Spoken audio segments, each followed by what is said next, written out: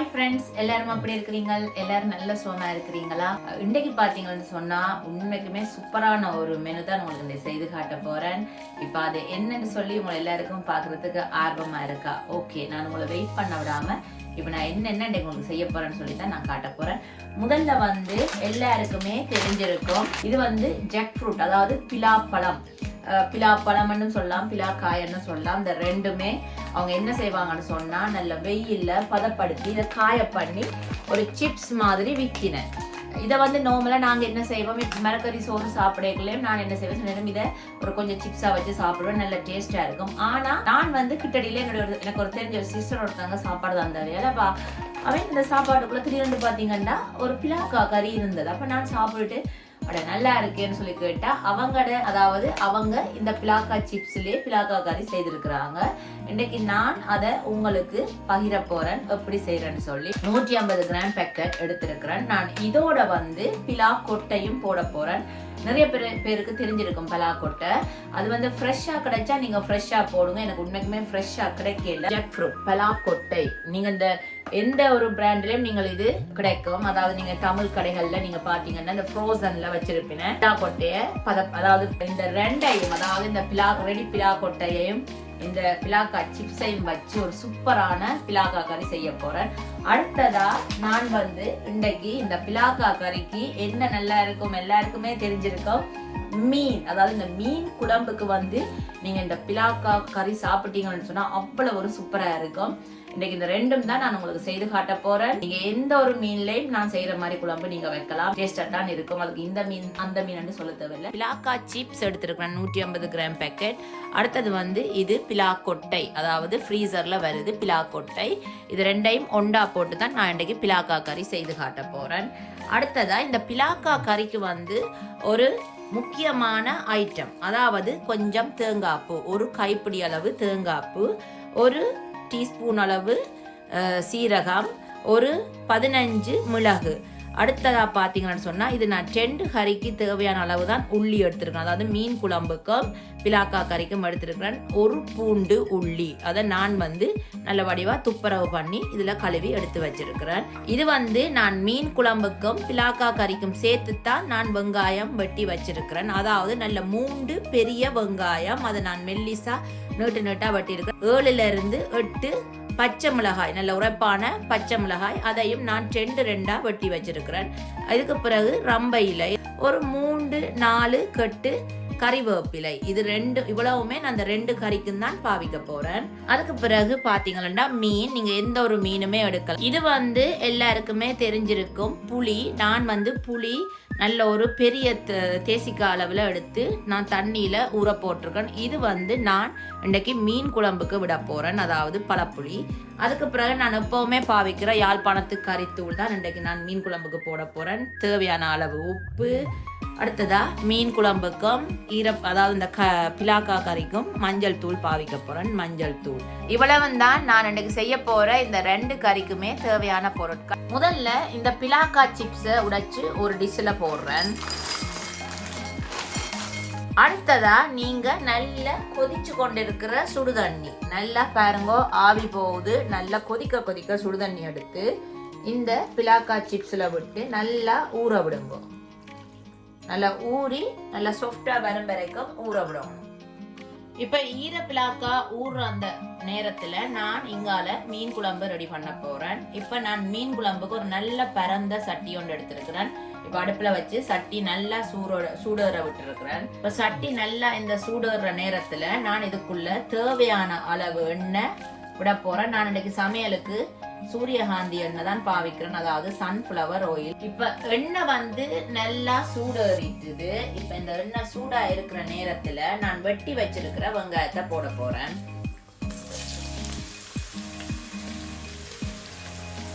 இதுல மீன் குழம்புக்கு தேவையான அளவு தான் நான் வெங்காயம் போடுறேன். அதோட நான் எடுத்து வச்சிருக்கிற இந்த ரம்பையில இப்ப வெங்காயம் நல்ல பொன்னிறமா வார வரைக்கும் நல்லா நான் இதை வதங்க விட போறேன். இப்ப இந்த வெங்காயம் நல்ல பொன்னிறமா வதங்கி வர தொடங்குது. இப்ப இந்த நேரத்துல நான் எடுத்து வச்சிருக்கிற பச்சை மிளகாயை இதுக்குள்ள போட போறேன். அதோட 1 டீஸ்பூன் அளவு வெந்தயம். மீன் குழம்பு கொஞ்சம் வெந்தயம் போட்டால் தான் நல்லா இருக்கும். இப்போ வெந்தயம் போட்டு ஒரு கிளறின கையோட நாங்கள் இதுக்குள்ள தேவையான அளவு மிளகாய்த்தூள் போட போகிறோம். இப்போ நான் எங்களோட வீட்டுக்கு எவ்வளவு உரைப்பு தேவையோ அதுக்கேற்ற மாதிரி தான் நான் தூள் போட போகிறேன். நீங்கள் உங்களோட வீட்டுக்கு ஏற்றவாறு நீங்கள் உரைப்புக்கு ஏற்ற மாதிரி போட்டுக்கொள்ளலாம். மீன் குழம்பு வந்து கொஞ்சம் நல்லா உப்பு புளிப்பு காரமாக இருந்தால் தான் நல்ல டேஸ்டாக இருக்கும். ஒரு 4.5 கரண்டி நான் போட்டுருக்கிறேன். இப்போ அடுத்ததா நான் மீன் குழம்பு கண்டு உள்ளி எடுத்து வச்சேன். அப்போ அதை நான் வந்து உரல்ல போட்டு ஒரு குத்தி இருக்கிறேன். இப்போ அதையும் இதுக்குள்ள போட போறேன். உள்ளியை போட்டு ஒரு கொஞ்ச நேரம் வதங்க விடுவோம். அடுப்பை நல்லா குறைச்சி வச்சுக்கொள்ளுங்க. ஏன்னா நாங்கள் தூள் போட்டுருக்கிறோம், எரிய பார்க்கும். அப்போ நல்லா அடுப்பை குறைச்சி விடுங்க. அடுத்ததா நான் இந்த எடுத்து வச்ச புளி அதை நல்லா கரைச்சிருக்கிறேன். இப்போ இதையும் இதுக்குள்ள விட போறேன். கரைச்ச புளியையும் இதுக்குள்ள விட போறேன். கையால் உங்களுக்கு வடிக்க விருப்பம் இல்லாட்டி நீங்கள் வடியிலையும் வடிச்சு கொள்ளலாம். இப்போ நாங்கள் கரைச்ச புளி இதுக்குள்ளே விட்டாச்சு. இப்போ அடுத்ததா உங்களுக்கு எவ்வளவு மீன் குழம்புக்கு தண்ணி தேவையோ அதுக்கேற்றவாறு நீங்கள் இப்போ தண்ணி விடணும். இப்போ நான் ஒரு கப் தண்ணி விடுறேன். உங்களுக்கு நல்ல தண்ணி குழம்பா வேணுமென்றால் நீங்கள் நல்ல தண்ணி உங்களுக்கு இவ்வளோ வேணுமோ விட்டு நீங்கள் வச்சு கொள்ளலாம். இப்போ மீன் குழம்புக்கு உப்பு போடுவான். குழம்புக்கு ஏற்றவாறு நான் உப்பு போட போறேன். உப்பு போட பயப்படுறாக்கள் கொஞ்சமா போட்டு வாயில வச்சு பார்த்துட்டு உங்களுக்கு பத்தாட்டி நீங்க திரும்ப போட்டுக்கொள்ளுங்க. இந்த மீன் குழம்பு நல்லா கொதிக்கணும். இப்ப நான் மூடி இந்த மீன் குழம்ப நல்லா கொதிக்க விட போறேன். நல்லா கொதிச்சு வந்தா பிறகுதான் நான் அடுத்ததா இதுக்குள்ள மீனை போட போறேன். இப்போ நாங்கள் ஒரு அடுப்பில் மீன் குழம்பு கொதிக்க வச்சுட்டோம். இப்போ அடுத்ததான் நாங்கள் இந்த பிலாக்கா கறி எப்படி ரெடி பண்ணுறேன்னு சொல்லி நான் உங்களுக்கு காட்டுறேன். முதல்ல நான் இந்த பிலாக்கா கறி செய்கிறதுக்கு மண் சட்டி தான் எடுத்துருக்கிறேன். உங்களுக்கு நான் ஏற்கனவே காட்டினான் இங்கே வேண்டின இந்த பிலாக்கொட்டை, அதாவது ஃப்ரீசரில் இருக்கிற பிலாக்கொட்டை. இப்போ அதை நான் வந்திருக்கா சுடுதண்ணியில் என் ஐஸில் இருந்தபடியாக கொஞ்சம் கல்லாக இருக்கும். நான் சுடுதண்ணியில் இது இருக்கா 2-3 தடவை படிவாக கழுவினான். இப்போ இதை நான் இந்த சட்டியில் போட போகிறேன். முதல்ல பிலாக்கொட்டை போட்டிருக்கேன். அதுக்கு பிறகு இந்த பிலாக்கா சிப்ஸ் நான் உங்களை எல்லாருக்கும் காட்டினான். கொதிக்கிற சுடுதண்ணியில் இதை ஒரு 10-15 நிமிஷம் ஊற விட்டேன். நான் பாருங்க நல்ல சாஃப்டா வந்துட்டுது. நீங்க உடன் பிலாக்கா எடுத்து சமைக்கிற மாதிரி ஒரு சுவையா இருக்கும் இது. இப்போ இதையும் நான் கொஞ்சம் கையால புளிஞ்சிட்டு இதுக்குள்ள போட போறேன்.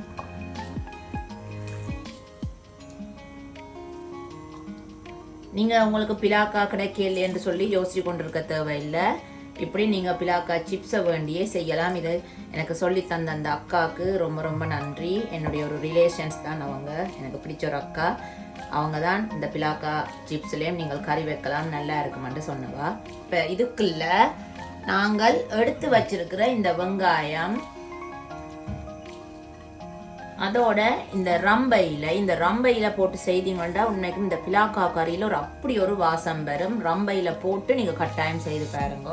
அதுக்கு பிறகு பச்சை மிளகாய், அடுத்ததாக இதுக்குள்ள தேவையான அளவு உப்பு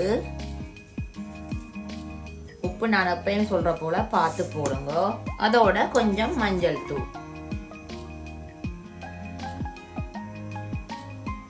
இப்ப இந்த பிலாக்காயும் இந்த பலாக்கொட்டையும் அவியறதுக்கு தேவையான அளவு தண்ணி விட போறேன்.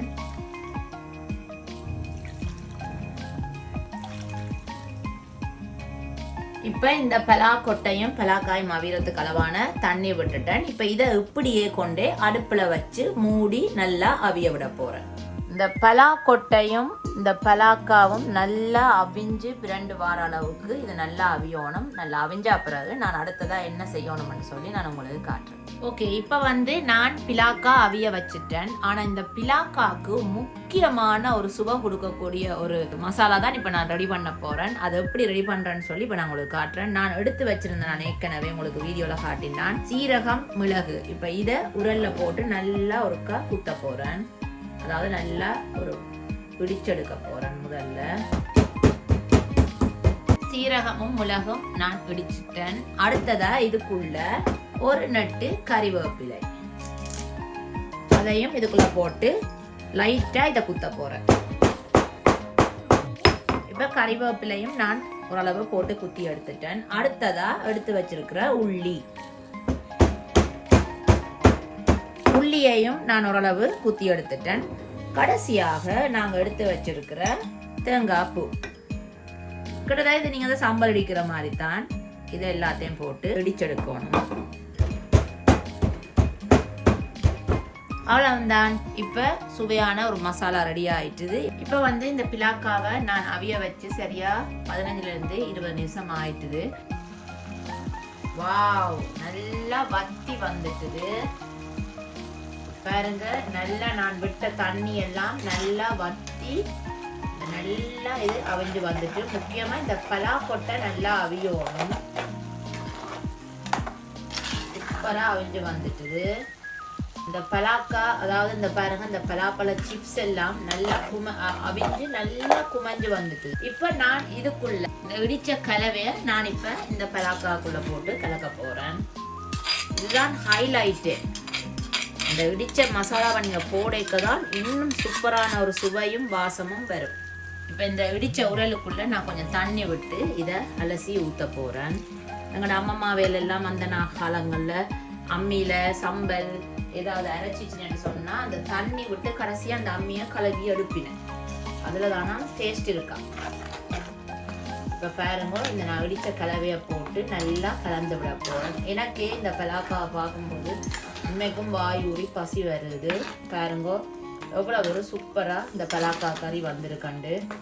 நீங்க பலாக்கா சிப்ஸ்ல செஞ்சேன்னு சொன்னா உண்மைக்குமே ஒரு நம்ப மாட்டேங்க. ஏன்னா நானே நம்ப இல்லை. ஸோ நானே செய்யும் போதுதான் எனக்கு உண்மைக்குமே அதை சுக அறிஞ்சனா.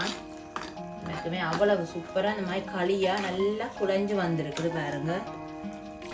இப்ப நான் அந்த மசாலாவை போட்டுட்டேன். இதை வந்து மூடி ஒரு 5 நிமிஷம் நல்லா ஒருக்கா அவிய விடுவேன். இப்ப நான் இந்த மசாலா எல்லாம் இந்த பலாக்காக்குள்ள போட்டு அவிய விட்டேன். நான் ஒரு 5 நிமிஷம் ஆகிட்டுது. இப்ப வாங்க எப்படி வந்திருக்குன்னு பார்ப்போம். வாசமே சும்மா அந்த உள்ளி கறிவேப்பிலை எல்லாம் இந்த இடிச்சு போடுற அந்த வாசம் இருக்கு பாருங்க, வேற லெவல் சூப்பரா இருக்கு பாருங்க. உங்களுக்கு பார்த்தாலே இது தெரியும். உண்மைக்குமே இது ஒரு பலாக்கா சிப்ஸ்ல செய்த கறியா வந்து யோசிப்பீங்க பாருங்க. எப்படி நல்லா குழஞ்சு அந்த மாதிரி வந்திருக்கு. அவ்வளவுதான் ஃப்ரெண்ட்ஸ், பலாக்கா கறி ரெடி ஆகிட்டுது. இப்போ மீன் குழம்புக்கு நாங்கள் அவிய வச்ச மசாலா எல்லாம் அந்த மாதிரி அவிஞ்சோன்றிருக்கு பாருங்க. நல்லா ஆவி பறக்குது. இப்போ திறந்து பார்ப்போம். நல்லா கொதிக்க தொடங்கிட்டுது. நாங்கள் மீனை இந்த குழம்புக்குள்ள சேர்க்கறதுக்கு முதல் உப்பு புளி எல்லாம் அளவா இருக்கான்னு பார்த்து கொள்ளுவோம். உப்பு புளி எல்லாம் நீங்க அளவா பார்த்தா பிறகு இப்ப எடுத்து கழுவி வச்சிருக்கிற மீன்களை ஒவ்வொன்றா நான் இதுக்குள்ள போட போறேன். எப்பவுமே நீங்க மீன் கறி வைக்கும் போது இந்த மீன் தலையையும் போட்டு வையுங்கோ, அவ்வளவு ஒரு சூப்பரா இருக்கும். நான் ஏன் உங்களுக்கு உப்பு புளி மீன் போடுறது முதல் செக் பண்ணி பாருங்கன்னு சொல்றேன் என்றால், ஏன்னா நீங்க மீன் போட்டா அப்புறம் அடிக்கடி கரண்டியல் போட்டு குழம்ப கிண்டையில அது என்ன மீன் உடைய பார்க்கும். எப்பவுமே மீன் நீங்கள் குழம்புக்குள்ள போட்டா அப்புறம் அடிக்கடி கரண்டி வைக்க கூடாது. இப்ப நான் மீன் எல்லாம் இந்த குழம்புக்குள்ள போட்டுட்டேன். ஒரு இது என்ன செய்ய போறேன்டா, மெதுவா எடுத்து இருக்கா கையால இந்த சட்டிய இந்த குழம்பெல்லாம் மீன்ல படுற மாதிரி ஒருக்கா இப்படி ஒருக்கா சுத்தி விடுவான். அடுப்ப ஒரு அளவான தீயில வச்சு இதை மூடி ஒரு 20 இருந்து 25 நிமிஷம் அப்படியே இதை மெதுவாக கொதிக்க விட போறேன். இப்ப மீன் குழம்ப நான் மூடி கொதிக்க வச்சு ஒரு 20 இருந்து 25 நிமிஷம் ஆகிட்டு. இப்ப இந்த மீன் குழம்பு எப்படி வந்திருக்குன்னு சொல்லி பார்ப்போம். பாருங்க, இந்த மீன் குழம்பு சும்மா அந்த மாதிரி இந்த சைட் எல்லாம் பாத்தீங்கன்னா நல்ல எண்ணெய் பிரிஞ்சு வந்திருக்காது, எண்ணெய் பேந்து இருக்குது. அப்ப சொல்லுவாங்க வந்து எங்கட அம்மாவெல்லாம் இந்த மாதிரி மீன் குழம்புல சைட் எல்லாம் இப்படி எண்ணெய் பேந்து வந்தா தான் அந்த கறியில சுவை வந்து சூப்பரா இருக்கும். அது இந்த மீன் வந்து நல்ல சுவையாயும் இருக்கும். ஏன்னா மீன்ல நிறைய எண்ணெய்த்தன்மை இருக்குது. அந்த எண்ணெயும் அதோட நாங்கள் விட்ட எண்ணெயும் தான் எல்லாம் இந்த பிரிஞ்சு வரும்போது இந்த மீன் குழம்பு அவ்வளவு ஒரு சுவையா இருக்கும். இப்ப மீன் குழம்பு ஓரளவு ரெடி ஆகிட்டுது. இந்த நேரத்துல நான் எடுத்து கழுவி வச்சிருக்கிற இந்த கறிவேப்பிலை நட்டு இதை நான் உருவி நல்லா கையால இப்படி 4-5 துண்டுகளா இப்படி பிச்சுட்டு போட போறேன். இப்படி பிச்சு போடுறதுலேயும் ஒரு சுவை இருக்குது. அந்த காலத்துல எல்லாம் அவங்களோட அம்மம்மாவில் கத்தி எல்லாத்துக்குமே பாவிக்காயினா அப்படித்தான் எல்லாம் கையால போட்டால் ஆனால் அதுதான் சாப்பாடு அந்த மாதிரி இருக்கும். அம்மாவோட சாப்பாடு நல்லா இருக்கும், அந்த காலத்து சாப்பாடு நல்லா இருக்கும்னு நாங்கள் சொல்கிறது. இந்த மாதிரி சின்ன சின்ன விஷயங்களை நாங்கள் மிஸ் பண்ணிட்டோம். நீங்கள் எப்படி செய்யும்போது அந்த காலத்து முறையில் ஒரு சுவை கிடைக்கும்.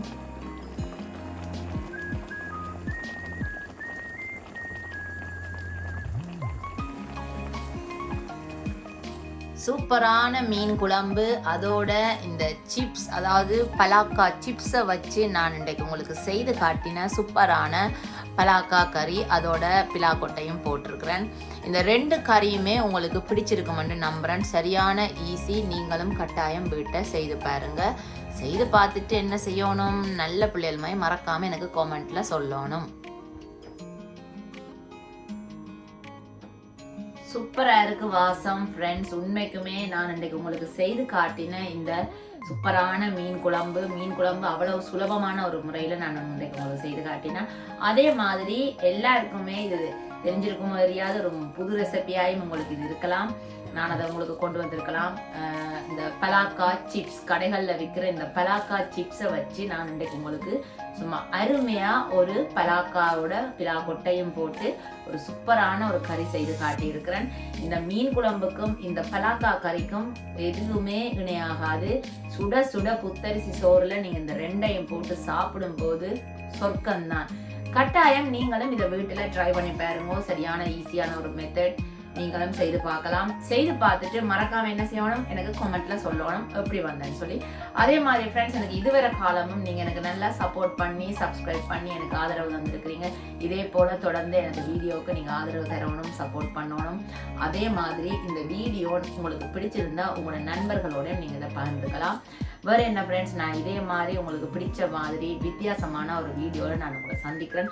அது வரைக்கும் மறக்காம இந்த சேனலை சப்ஸ்கிரைப் பண்ணுங்க, லைக் பண்ணுங்க. ஓகே ஃப்ரெண்ட்ஸ், இன்னொரு வீடியோவில் உங்களை சந்திக்கிறேன். அது வரைக்கும் பாய்.